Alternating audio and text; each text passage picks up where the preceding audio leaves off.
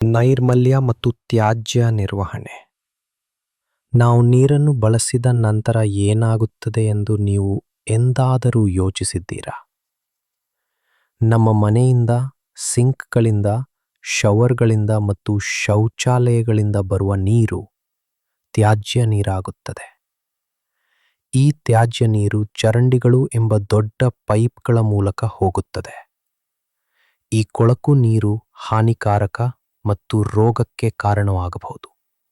ಆದ್ದರಿಂದ ನಾವು ಅದನ್ನು ಸ್ವಚ್ಛಗೊಳಿಸಬೇಕು. ಈ ಶುಚಿಗೊಳಿಸುವ ಪ್ರಕ್ರಿಯೆಯನ್ನು ಸಂಸ್ಕರಣೆ ಎಂದು ಕರೆಯಲಾಗುತ್ತದೆ.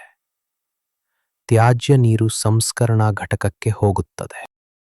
ಮೊದಲು ದೊಡ್ಡ ವಸ್ತುಗಳನ್ನು ಬಾರ್ ಸ್ಕ್ರೀನ್ನಿಂದ ತೆಗೆದುಹಾಕಲಾಗುತ್ತದೆ.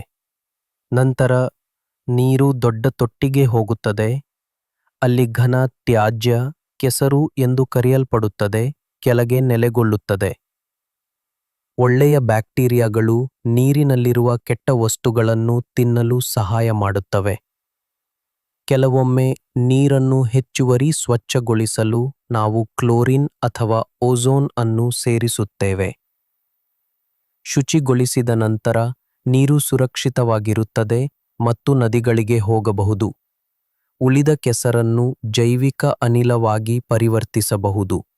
ಇದು ಒಂದು ರೀತಿಯ ಇಂಧನ ಅಥವಾ ಸಸ್ಯಗಳು ಬೆಳೆಯಲು ಸಹಾಯ ಮಾಡಲು ಗೊಬ್ಬರವಾಗಿ ಪರಿವರ್ತಿಸಬಹುದು. ಮನೆಯಲ್ಲಿ ಮತ್ತು ಸಾರ್ವಜನಿಕ ಸ್ಥಳಗಳಲ್ಲಿ ಉತ್ತಮ ನೈರ್ಮಲ್ಯವು ಎಲ್ಲರನ್ನೂ ಆರೋಗ್ಯವಾಗಿಡಲು ಸಹಾಯ ಮಾಡುತ್ತದೆ. ಇದು ಶೌಚಾಲಯಗಳನ್ನು ಬಳಸುವುದು ಮತ್ತು ನಮ್ಮ ತ್ಯಾಜ್ಯವು ಸರಿಯಾದ ಸ್ಥಳಕ್ಕೆ ಹೋಗುವುದನ್ನು ಖಚಿತಪಡಿಸಿಕೊಳ್ಳುವುದನ್ನು ಒಳಗೊಂಡಿರುತ್ತದೆ.